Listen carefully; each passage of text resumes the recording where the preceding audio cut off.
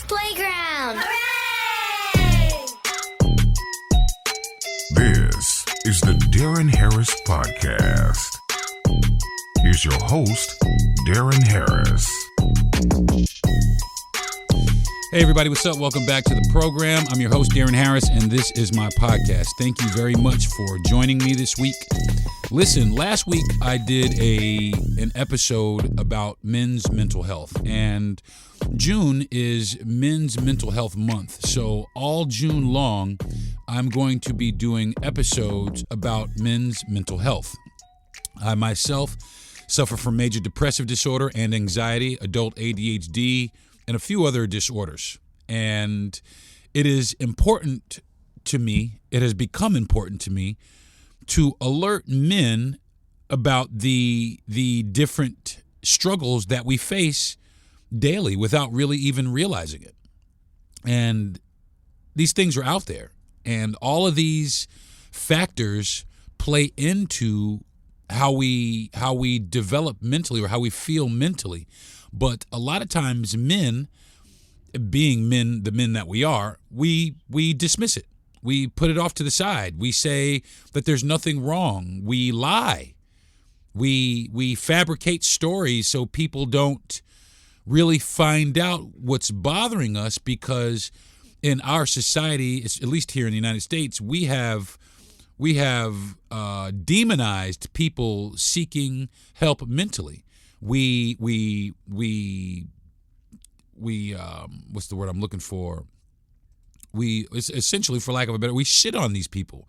We make them feel like they're not strong people, or mental health is a weakness, or you suffering mentally means that you're not as strong of a man. And if you ask for help, that essentially you're a pussy, and real men don't need anybody to help. Well, that's a bunch of bullshit that people have been pumping into our society since before I was born. And there's this stigma that has formed,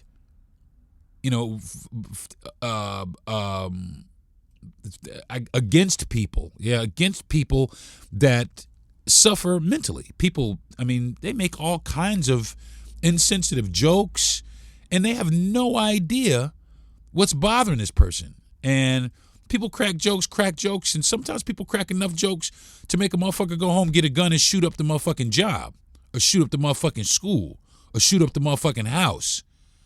And people are insensitive here.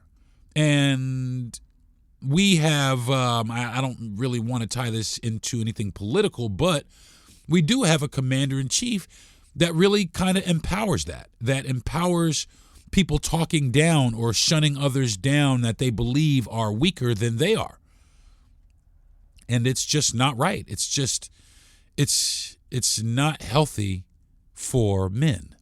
It's not healthy for men in this country or any other country. It's not healthy for straight men, gay men. It's just not healthy for men. Really, it's not healthy for anybody.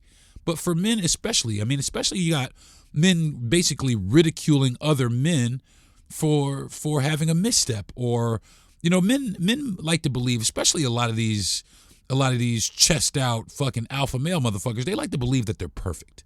They like to believe that nothing hurts them, that they can tough through anything, that if you can't, then you're weak.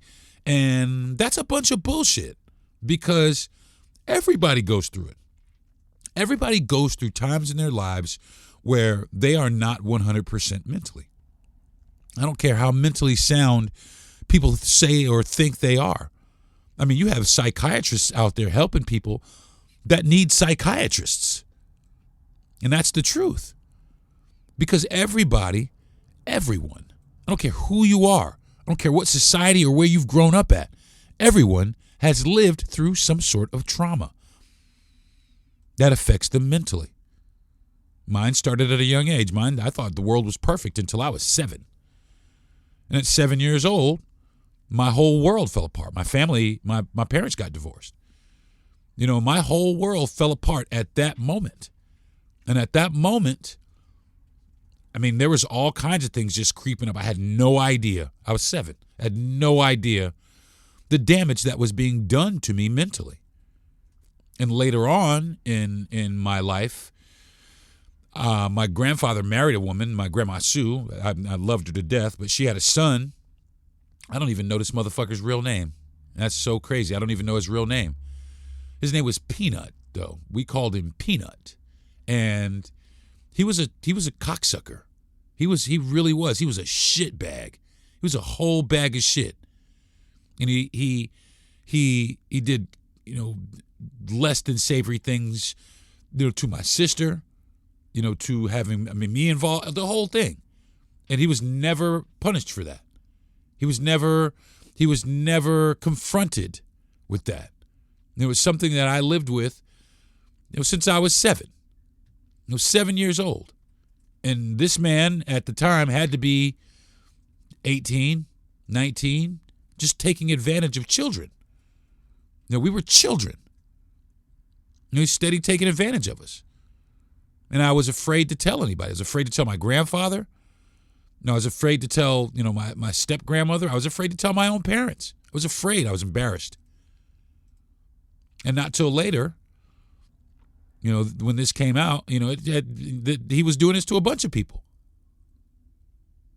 And I don't know where he is now, and quite frankly, I don't care. But things like that, they weigh in on you. They weigh in on you when you don't really know that it does. Like I said, I was 7, 8, and I had no idea what kind of damage that this was doing in my life. My parents, when I was growing up, my parents were they struggled. My father and my mother at times, they were both abusive. My mother was more nurturing than my father, but make no mistake about it. My mother throws a, pretty solid left hook. But my father was the main he disciplined everybody in the house. And he was very stern because he grew up in a stern household. And he grew up, in a time, in the South where Jim Crow was rampant. And there was a lot of home instruction on how to behave in public. And a lot of that was physical. And a lot of that was passed down to his children, me, my sisters, my brothers. And we endured a lot. We went through a lot.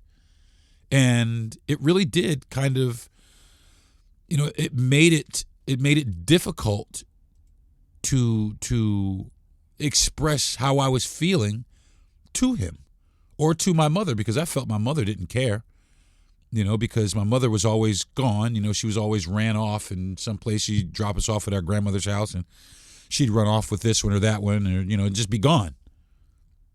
And we didn't hold her responsible. We didn't know. But my grandmother, my mother's mother, was even more traumatizing.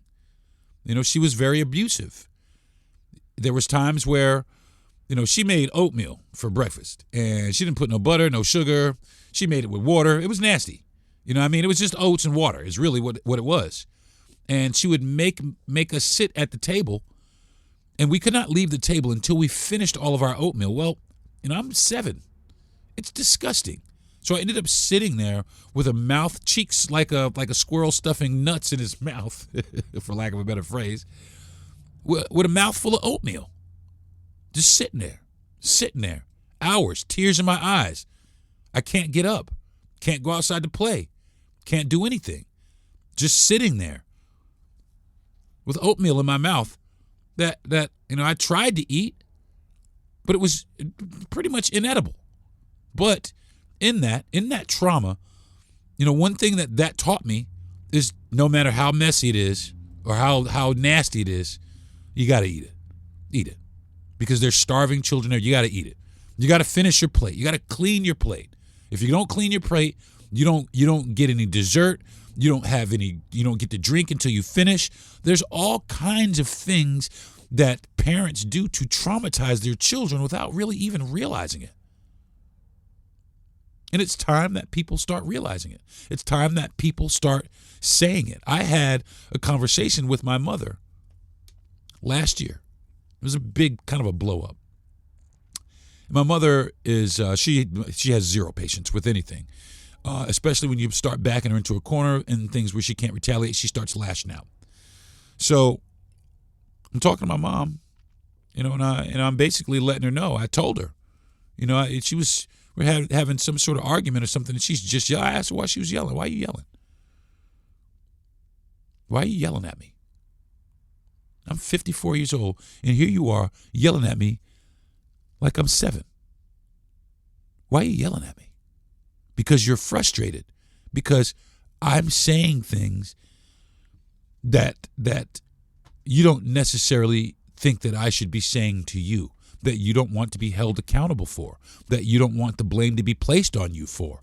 But these things are squarely in your court and are solely, your responsibility. You did these things. Now, my mother has 5 kids. There's my sister Gail, my sister Twyla. There's me, my sister Rashawn, and my brother Eugene. Okay? And they're all older. They're all older people, and my mother travels a lot. My mother has been to see each, and I put this to her, and there was nothing that she could say to me to retaliate, or, I had forgiven her a long time ago, but my mother has been to see and visit and stay for a prolonged period of time with every single one of my siblings on multiple occasions, except for me. I'm 54 years old. Even times in my life where I had, something big, huge that was important to me, she didn't show up. She just wasn't there. I was on television for 4 years. I was on the Conan O'Brien show. I did sketches on the show for 4 years. I was on that show for 4 years. It was one of the most exciting times of my life. One of the greatest things I've ever accomplished. Especially being a comic. Being a comedian. It was one of the greatest things I've ever accomplished in my life. My mother was nowhere to be seen. My father and my mother are both Christians, and my father, he made it plainly clear. I don't go in establishments that serve alcohol. But my father, he put all that aside to come to Caroline's Comedy Club and watch me stand on stage. Never seen me before, but he made that. He made that sacrifice to see his son. My mother never made any kind of sacrifice like that. My mother, until this day, and I've, like I said, a long time ago, I forgave her for it. My mother constantly puts other things and other people in front of her own children. Other people are more important. The plight of other people are more important than the plight of her own children. And it's always been like that. And it's, I don't want to say that it's her fault. It's just the way that she's been conditioned throughout her life. And like I said, I've forgiven her. It's, you can't go back and change that, but you can't ride it out into the sunset, into the future, because you'll hate people. I love my mother. You know what I'm saying? But, did the things that she did it hurt? Absolutely. It was devastating to me to sit there and, times where I needed my mom, times where I really wanted my mom to be involved. And she just wasn't around, or she just wasn't interested, or she just had other things to do. It's just the way that it was. So, I learned that I did not need her validation anymore, even though I did, even though I craved it, I yearned for it. My mother's acceptance. I shunned my dad. But one thing, the difference between my mother and my father was, and I realized this as I got older, the difference between my mother and my father was this. If I have a problem, if I ever had a problem, it doesn't matter what it is. If I'm sitting down, if I'm crying, it doesn't matter if I want to swing at the world or whatever it is. My father drops everything. It doesn't matter what it is. I don't care how important it is to him what he's doing. If I say to my dad, even at 54, 55 years old, if I say to my dad, "Hey, Dad, I got a problem. I need to talk," He drops everything. Yeah, champ, what do you need? What's up, man?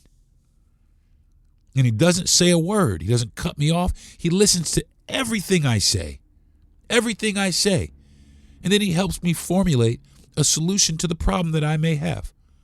My mother is not that person. God bless her soul. But she's not that person. The only thing my mother is good for, let me not put it like that. The only thing my mother has been extremely helpful to me is just being able to nurture me. Sometimes when I'm down, my mother knows how to talk me down off the ledge. Sweet words. She's got a great sense of humor. When she smiles, it lights up, it lights up the entire world. My mother is a beautiful person, but she doesn't know how to handle crisis. She doesn't know how to address hardship. She's been through some hard things, but my mother runs.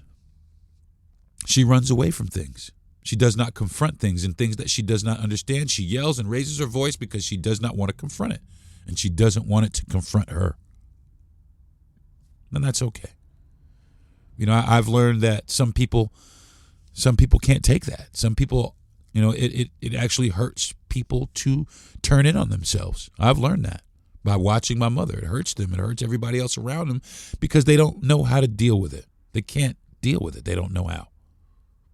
So I'm going to take a quick, fast break. And when I come back, I'm going to get into the things that affect men's mental health the most and what we can do about them. I'm Deron Harris. I'll be right back. The podcast playground. Hooray! Now, back to the Deron Harris Podcast.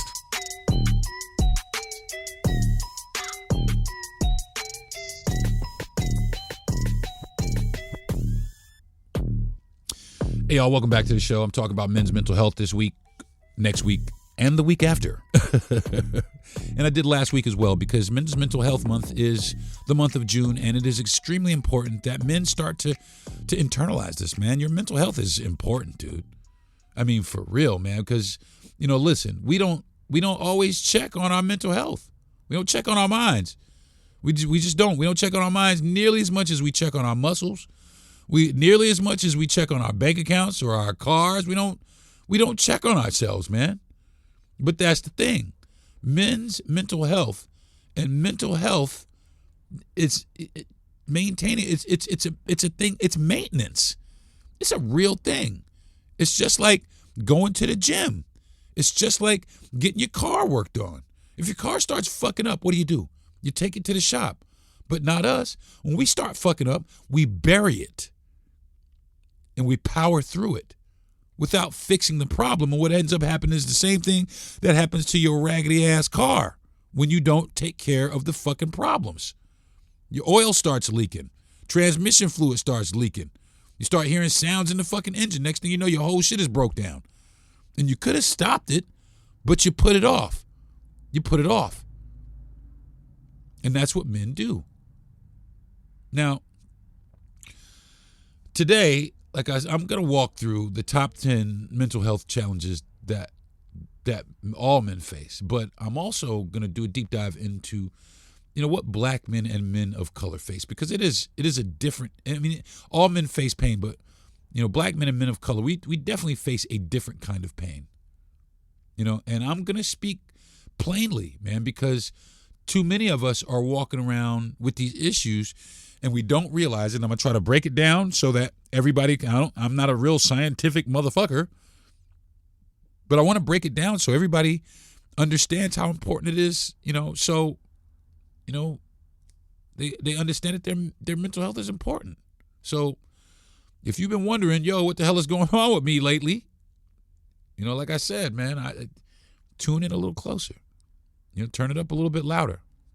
So these are the top 10 mental health disorders in men. And most motherfuckers I know suffer from some of this shit. So the first one is me, all day long, all day strong, which is MDD, or major depressive disorder. That's number one. And it doesn't always look like sadness. I'm not always sad. Sometimes it looks like I'm not interested in this. I'm checked the fuck out. Or like yesterday, I slept all fucking day. Sometimes I'm fucking pissed for nothing. And a lot of times, there's nothing in the world that has any meaning to me. Not even my kids. Nothing. Even though they do. They are the most important things to me. Sometimes, because of my condition, nothing has any meaning to me. Now, how do you know, though? How do you know that this is what you're suffering from? How do you know that you have major depressive disorder? Well, one of the ways you can find out is going to the fucking doctor. But if you don't go to the doctor, what are some of the symptoms that you could be experiencing? Well, one thing I noticed is I didn't have any fucking energy, man. I was always tired. I was always tired, man. Just go to work, come back home, laid the fuck out. Go to work, come back home, laid the fuck out. But sometimes I couldn't because, my mind was just racing. I couldn't stop it. Another symptom is losing interest in the things that you did for a long, like I said, I'm a comic. Comedy is my first love. But for a while, I had lost it, man. I had lost it. I didn't care. My whole thing was about making people laugh, getting people out of their depressive state, but I stopped caring about that.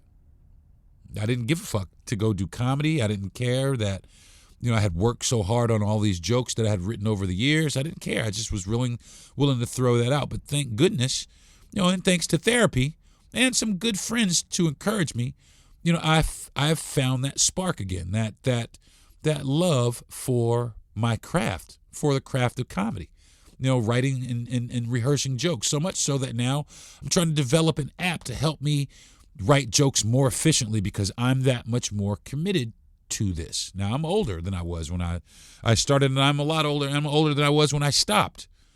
But that doesn't mean that I can't jump back on the horse. I can't continue, and I can't. It doesn't mean that I can't pursue the things that ultimately made me happy. Comedy made me happy, man.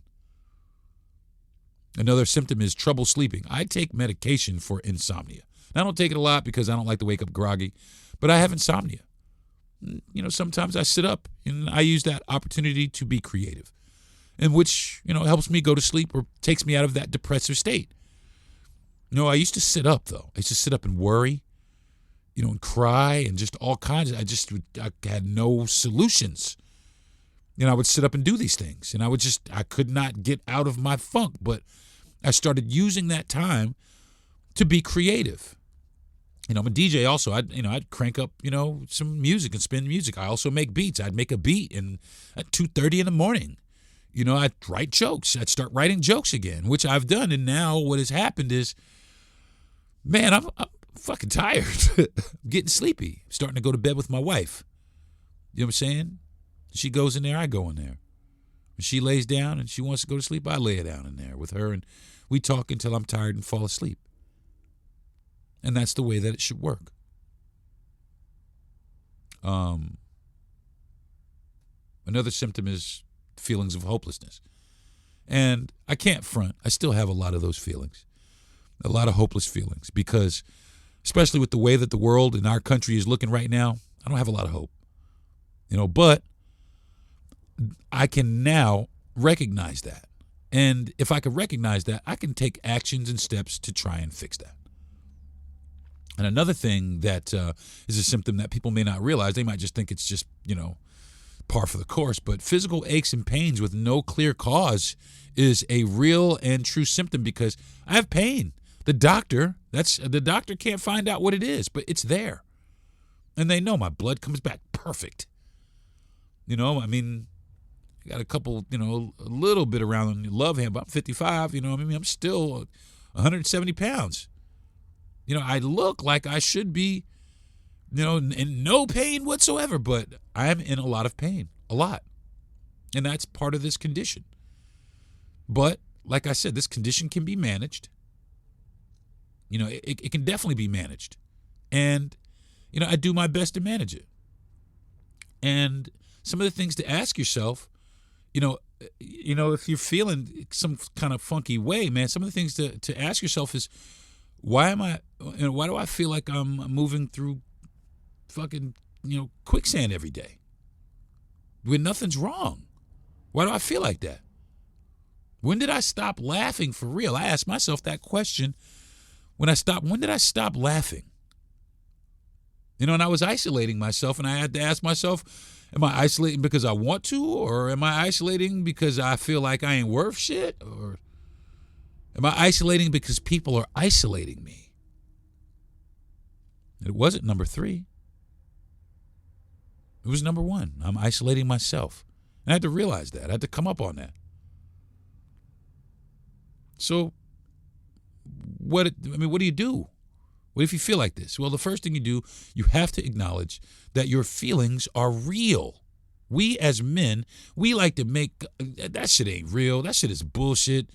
But you have to make sure that you acknowledge that your feelings are real. Feelings are real. They are not a weakness. And that's what we've been conditioned to thinking, that these feelings or our feelings are weakness. It's fucked up. Go see your doctor, man. Go see a licensed therapist and ask about your, ask about your mental health. Bring it up. I mean, while you're sitting there, hey, doc, is it possible I might be able to get like a mental health screening just to see if I'm good, because I've been feeling some type of way. And it's okay to tell your fucking doctor. You can journal also. You can journal and write down your symptoms. What the fuck did I feel this week? Write that shit down. That right there by itself can help you gain a little bit of clarity. That right there, just a simple act of writing some shit down and turning around and reading it and looking at it can help you gain some clarity. Then we have anxiety disorders. That's another thing that men suffer from. And it can feel like a smoke alarm that won't shut off. That's exactly how I fucking feel. Like shit is always on fucking fire. Always. Always. Except the fire has been out for hours. It's not even burning anymore. It's not even smoking anymore. It's been out. But I'm still in mode. Facts. The symptoms that I started experiencing was I was always worried. And if you're feeling like this, I'm going to, give you guys some symptoms. If you're feeling like this might be an anxiety disorder. Constantly worried or dread. I always feel like I'm about to fall out of my chair. That's how I always feel. Racing heartbeat or rapid breathing. That happens to me a lot. I overthink every goddamn thing. Still to this day, I'm trying to undo that shit, but it's hard to not when you're so used to doing that every day. I'm always tense. I feel on edge. Well, I mean, since not too much anymore, because therapy, like I said, therapy helps. Sitting down, talking to my wife helps. Writing things down and looking through it and reading through it helps. Getting back to the things that I love helps. And also trouble concentrating. Now, that's historically been a problem for me. Trouble concentrating. And sometimes I can. Sometimes I can laser focus in on some shit. But other times, I have trouble concentrating, and I'm feeling like like my brain power is not viable. So I have to ask myself questions, to kind of check, why does my chest feel tight? Even when I've never left the fucking house, when I feel so much anxiety, am I avoiding things just so I don't have to feel fucked up about it? Do I not go and do these things or, make a beat or go out and write some jokes and try them because I feel kind of fucked up and I don't want to feel that horrible feeling? Is that it? One thing I know I always did and I still do is I always constantly play out the worst possible scenario I can in my head. All the time. I do that shit all the fucking time. I play out the worst shit in my head. And sometimes, a lot of times, most times, this shit is not even what it is. Not even close. But the reason I do that is because I've suffered a lot of failure. I've suffered a lot of failure. And I isolate myself because of that. But one thing I have realized is that everybody suffers failure. Everybody. And I'm not special in that regard. But just like everybody else, I can get out of that. I can also succeed. And I can acknowledge the fact that I have succeeded. And if I can acknowledge that fact, I can pull myself out of that depressive state or that state of anxiety. Every time I make a beat that is just fucking fire, or every time, I write a joke that is hysterical, I feel that little bit of pushback. That pushback against those negative feelings. I feel that sense of empowerment. I feel that sense of, hey, man, you're still down in there. Because I am. Substance abuse disorders is another one. And let's be real, man. People drink a whole fucking lot. People smoke a bunch of fucking weed. And motherfuckers pop pills. They do all kind of heroin, all kinds of shit. They do all cocaine, all kinds of shit, everything, man, all to try and silence the noise. It is a real thing, and people are they're ostracized for that. They're ostracized for trying to find relief. A lot of people are addicted to fentanyl, man. It's a shame, but a lot of these people are trying to find relief. A lot of these people are trying to find comfort. A lot of people are trying to find themselves because they're lost. And the way that we are treating them is not necessarily a good thing. So some of the signs of this is you need more substance to feel the same effect, to feel normal. You need to use these things to escape your reality. You don't use it for, recreation. You use it for heavy duty things, to escape your feelings, to fall asleep, et cetera, et cetera. People hide their use. Now, that's one thing about me. I smoke a I smoke a whole bunch of weed. I have a medicinal card. But I don't hide my use. I don't hide the fact that I smoke weed for anxiety and for pain. But do I smoke a lot of weed? Absolutely. And another thing that is a sign of this kind of disorder is mood swings or aggression when you are sober. Now, I don't have that because I'm sober a lot. I'm sober a lot, but I do medicate myself when the need does arise. It's not something that I am ashamed of, not something that I try and hide. It's something that I actually advocate for. But, other substances like alcohol and, substances that don't really have any medicinal properties, those are the substances that are the most hurtful to our society, the most hurtful to men. And those are the substances that we need to take a look at, a deeper look at. So, some questions that you should ask yourself is, do I need to drink or smoke just to feel normal? Ask yourself that question. Also ask yourself this: am I using these things to avoid dealing with pain or grief or stress? Now, I smoke weed to deal with pain. I also use it to deal with stress. But, therapy helps me deal with grief. Going to therapy and sitting down and talking to my therapist on a weekly basis, that helps me deal with stress. And the last question you should ask yourself is, have my bad habits started to affect my relationships, my work, or my health? And as I sit here, I can say that no.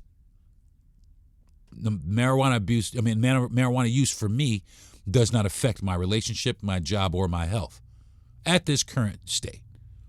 So I'm not, again, like I said, I'm a huge advocate for, medicinal cannabis because it does have medicinal properties. So what do? Well, you don't have to hit rock bottom before you ask for help. Don't do that to yourself. Don't go down there. Consider using an outpatient program. There's sober coaches.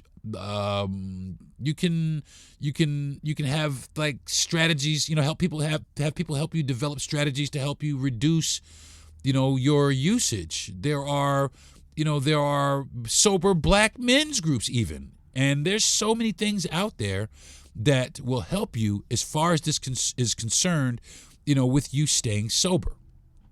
Okay? So the next thing that men suffer from is another thing that I suffer from as well, which is post-traumatic stress disorder. Now, this does not go away, and as time passes, and it's so crazy, especially if you never felt safe enough to talk about the shit that you've been through. Now, I've been through some traumatic shit. I've seen a lot of traumatic shit. I've seen people killed. I've seen, shit crash. I was present. I was standing there. I was in Brooklyn looking at the World Trade Center when it fell to the ground. I was there. And it's a lot to deal with. And I do, man. And I think about so many of those things. I still think about 9/11 like it happened yesterday. It's so fucking vivid. It's so burned in my mind. And some of the signs of post-traumatic stress disorder is this: flashbacks, intrusive thoughts, there's emotional numbness or detachment, being jumpy or easily startled. I'm jumpy, man. My wife will tell you, every restaurant we go to, I look at motherfucking everything, everybody and every place. I am jumpy, and I'm when I get angry, I'm angry to a point sometimes where I feel like I'm almost out of control. I avoid people. I avoid places that remind me of the trauma that I sustained.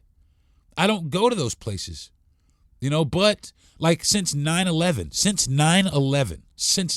and I lived in New York after it happened. I was in New York, and I moved back to New York, and then I moved away again. Since 9/11, I have not been to the site of the World Trade Center. Just haven't. It hurts. It's painful. It's traumatic. And I mean, it was crazy. I mean, as you're looking at that building, as I was looking at that building smoldering and on fire, I start seeing what looked like debris, falling out of the windows. Turns out it was people jumping because they would rather fall to their deaths than be burned to death. And to think about that and to internalize that does nothing but cause trauma, and it just makes your heart ache, but as I've come through this, I have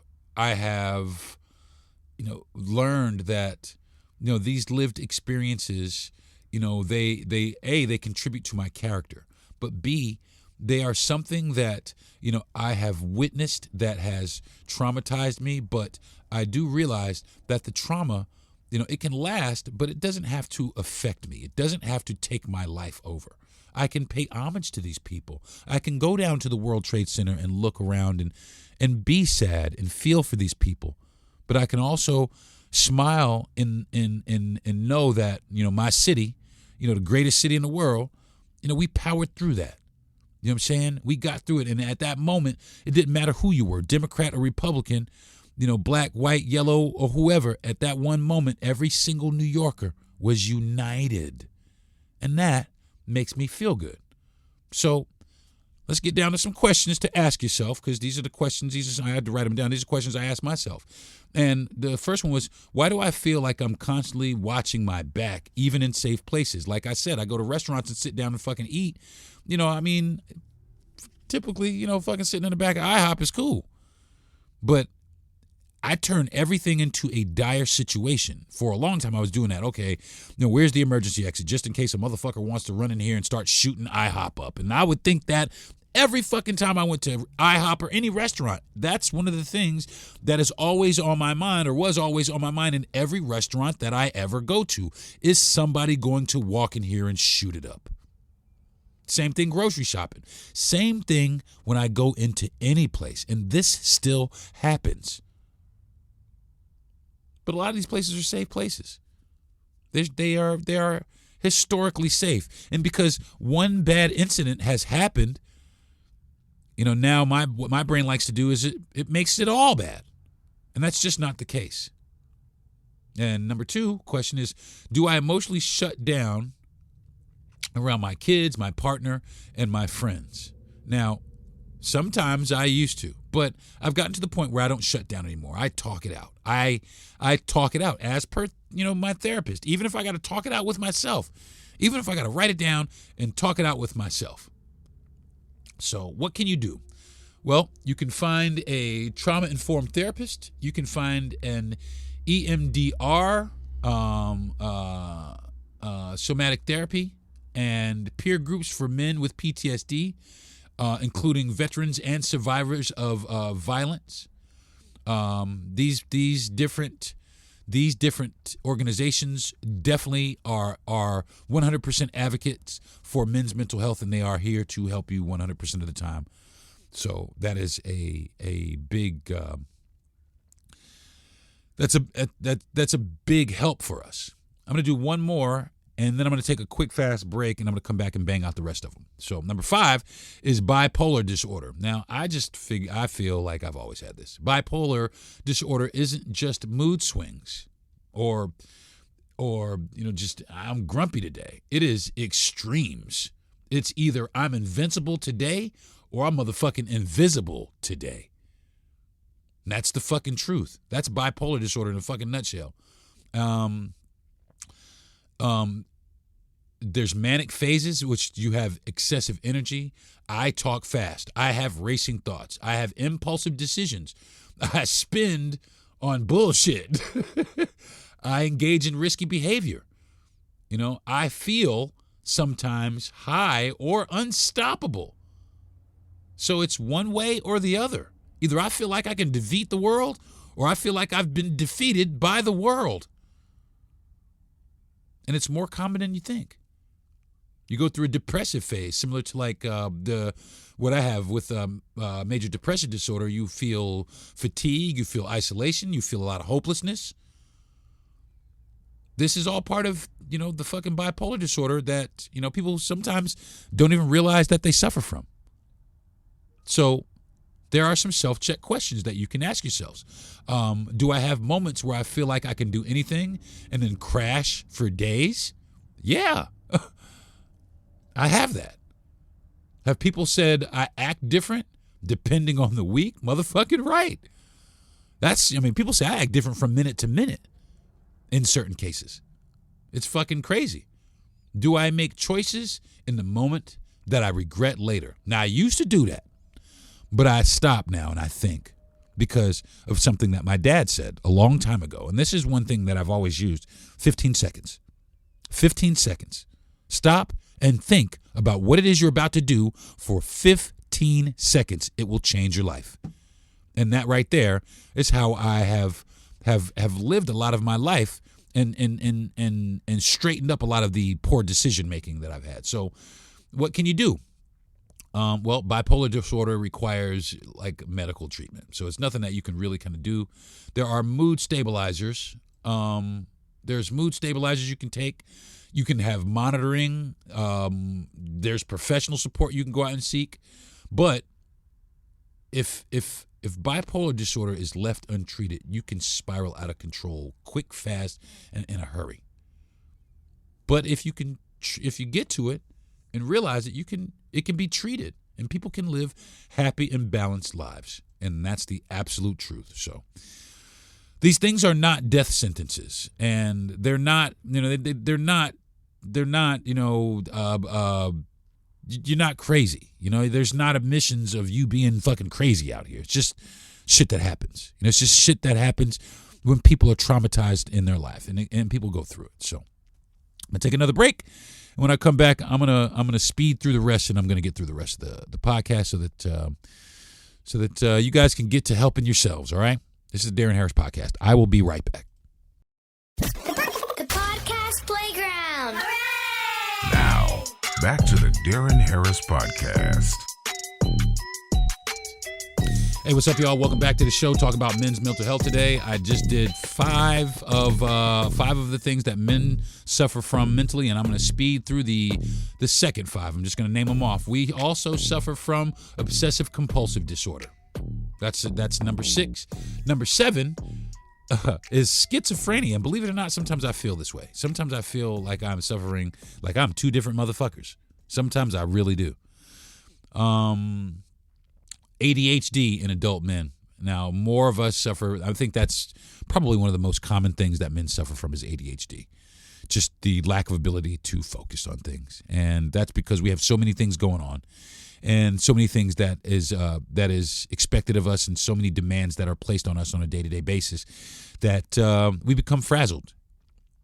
And it is sometimes it's crippling. I mean, for me, ADHD, I'm doing 10 things at once right now. I'm doing 10 things at once right now. And it's sometimes it's even hard to focus on doing my podcast because of the attention deficit. I got to write down most of my material. I have to write down most of the things that I talk to people about. Otherwise, I'll be off on a tangent talking about fucking Batman and fucking, how they changed fucking the Black Panther to a white guy, et cetera, et cetera.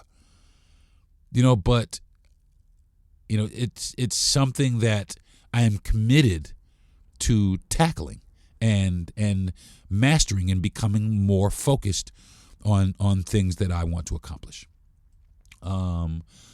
Number 9 is suicidal ideation and self-harm. Now, I've had this myself where I've just pictured that world would be better off without me being here. It would just be better off without me saying how I feel, without anybody saying, do you need help? I could just go ahead and be on some gone. And nobody would fucking care. But that's not the case. That is not even remotely close.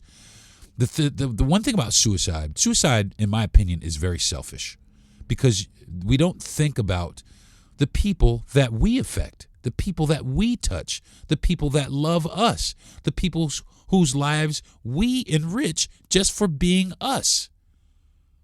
But I'm going through something that nobody can understand.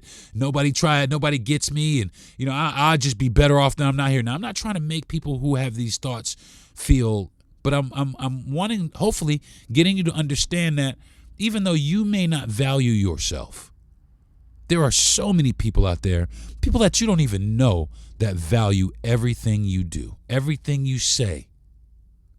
And that goes for everybody. If you don't think there's somebody who looks up to you, think again. And number 10 is body, I hope I'm saying this, dysmorphic disorder or muscle dysmorphia. And that's people who don't think, and I think sometimes my wife suffers from some of this because my wife is 100 pounds, 104 pounds, usually 103, 102, 103, 104 pounds. But we go to a grocery store, and there's a scale in the lobby in the grocery store, and she'll step on that scale in the lobby, and I just see the disdain every time. And I have to tell her, hey, babe, you need to stop that because you are actively putting yourself down. You are actively shaming your own presence for nothing, and you're absolutely beautiful. You turn heads. When you walk down the street, motherfuckers is like, oh, who is that? Because you turn heads. But the only person who seems that to be super unsatisfied with the way you look is you. And that's bad because you're sitting there, you're denying yourself a particular feeling because you don't believe that you deserve it because of the way that you look. I keep telling her, that's not the way. You're 100 pounds. You know what I'm saying? You're 100. Oh, but I want this and I want that and so forth. And I see this and I see that. And that's fine. And she does. She goes out and she works out every damn day. Every day. But sometimes I believe that she works out of fear. Out of fear that she will become the one thing that she hates. And that's just not a healthy way to think. I was always, I got some, I've always been, thin, but I've, as of lately, I have some love handles that I've never had before. And I look down at these love handles, no, you motherfuckers got to go. You don't pay rent, you got to fucking go. But I also have to understand that I'm 54 years old. I'm not as active as I used to be. My metabolism has slowed down. I could go out there and work out a little bit and probably get a little bit about my physique back. But as I look in the mirror, I love myself. I don't think that I look bad. Do I have 2 love handles? Yes. But do I look bad? Do I hate my body? Do I want to shame myself? No. Because I love myself. And anybody who suffers from this, they ought to feel the same way. You should love yourself. You have been through a lot of shit. Facts. So, before I close out, I want to talk directly to some men of color. And, black men and men of color. And we are less likely, and I just want you to know this, we are less likely to get diagnosed and more likely to be misdiagnosed with schizophrenia instead of depression. We are more likely to be criminalized for a mental health crisis, which means if we're having an issue like the dude was having on the subway train and got choked to death and then that guy got off, that guy had autism. He was mentally disabled. But the guy got off. And, I don't want to, this is another issue, which also contributes to men and men of color's mental health. But I'm not going to get too far into it. But, the guy who killed the guy and got off was a white man. And it just is another example how white men are given a slap on the wrist for taking black lives. And, I guess he felt empowered to do that. And I don't even think this man has ever apologized to the family of the man that he killed. Because he thinks that he was in the right. Because he was told that he was in the right. We have been taught that vulnerability is weakness in our culture. And that is wrong. So many niggas around here talking, nigga, that's weak, nigga. You soft. We get told that shit all the time for feeling like fucking shit that's genuinely traumatic shit. You know what I'm saying? But we're conditioned that crying is pussy. And that's wrong. Historical trauma and poverty, systemic racism, and police violence, all that shit weighs in on our psyches, more so than our white counterparts. And we suffer a lot more than they do. And we are less likely to go out and seek that help. Black men, men of color, we are not robots. And we are not superhuman. And we are not disposable. We have to stop thinking that we are. And if there's any group of people that should be healing or should be taking time to heal, it's us. It is 100% us. So one last thing I want to talk about before I get off is this stressful ass world we live in right now. And there's constant crisis. There's cycles of outrage. There's political fear-mongering, financial pressure. There's racial trauma. And not for nothing, news media, they thrive on that shit. They thrive on anxiety. They put that shit out there so that you can follow, so that these politicians can continue to fucking fear-monger you into doing something that's not right. They are, and the fucked up thing, and this is the fucked up part about it, is they have people, doctors and scientists, that sit down and they work on our mental stability. They work on what they can do to manipulate us mentally in order to further their agenda. And a lot of that, you guys, plays into our mental health system, plays into the decline of our actual mental health. Social media also. Social media helps that shit, because what social media does is it inflates expectations, and it really does make a lot of people feel like failures. You know what I mean? especially like people who want to create content, and they think they got a little bit of a knack, and they put up some content and they get 2 or 3 likes, and no traction, despite trying and doing the exact same things as other creators and not being recognized for it. That takes its toll on people. It started to take its toll on me, and then I started realizing that motherfuckers on social media really ain't important. Social media really isn't important. What's important in my position, like me personally, I think I reach more people with my podcast than I do with my social platforms. It's just that simple. And the reason why is because people on my podcast, they're looking for these things. People on social platforms, they're just scrolling until they find something that they want to check out or that they want to see or that they're interested in. People seek out podcasts for particular reasons. Now, this podcast might get a lot of traction because of the subject matter. And if it does, cool. But if it doesn't, I get it. I understand. But if it does, the one thing that I want is for it to help people. That's the one thing I want. And I feel that my social media platform, anytime that I tried to make content that helped people, that my content was being suppressed, which also takes its toll on, your mental state of mind. So it's just one thing that contributes, another straw that contributes to the decline of men's mental health. Listen, fellas, your mind was not built to carry everything, not all the stress, all the trauma, it wasn't built that way. It's all right for you to unplug. It's all right for you to sit there and cry. It's all right for you to let it out, man. And fuck anybody who tells you that it's not okay. And anybody who anybody who calls you a pussy in the future, ask them about their life.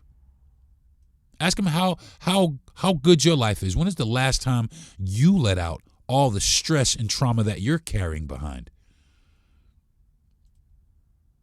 And put down that fucking facade, that tough guy, machismo, fucking alpha male bullshit. Put that shit down, y'all. Because that shit right there it's a contributor also. Put it down. So, if this resonated with you, y'all, sit with it, man. Sit with it for a few minutes. Talk about it. Take a little bit of action. Healing is not soft, okay? Healing yourself is not soft. It's revolutionary. That's what we need. We need healing. We need healing. And you don't have to do everything today. You don't have to jump out and try to fucking solve your whole today. It takes time. But just know this. You are not alone. Okay? And just so you know, there are plenty of hotlines out there. The Crisis and Suicide Prevention Hotline at 988 Suicide Crisis and Prevention Hotline is available 24 hours a day, 7 days a week in the United States via call or text. Or you can chat at 988, or you can go 988lifeline.org. It's free. It's confidential support for emotional distress, suicidal thoughts, and more. Specialized in routing is available for veterans, Spanish speakers, LGBTQ, members of that community, members of the Black community, the Native American community, postpartum individuals, suicide attempt survivors, and etc. Crisis text line. Text HOME to 741-741 for free confidential texting support in the United States and in Canada. Over 9 million conversations to date. National Mental Health Support Agencies, the SAMHSA, Substance Abuse and Mental Health Services Administration, offers resources like findtreatmentnow.gov, 988. Disaster Distress Helpline is 1-800-985-5990, and directories of community and peer support services. There's more. The NIMH, National Institute of Mental Health, provides free brochures, treatment treatment locator guidance and information about clinical trials. CDC Suicide Prevention Center emphasizes risk factors among men and directs you to 988. Men-focused mental health programs and apps. Mentaltherapy.org, a humor-driven, stigma-busting online campaign featuring Dr. Rich Mahogany, offers mental health quizzes, DIY tools, referrals, and other peer support. Men's Minds Matter, a UK-based charity organization offering self-help strategies for men, covering anxiety, depression, anger in the workplace, workplace stress, and suicidal thoughts. It provides tips and free downloadable booklet. Helpful, low-cost, and free apps.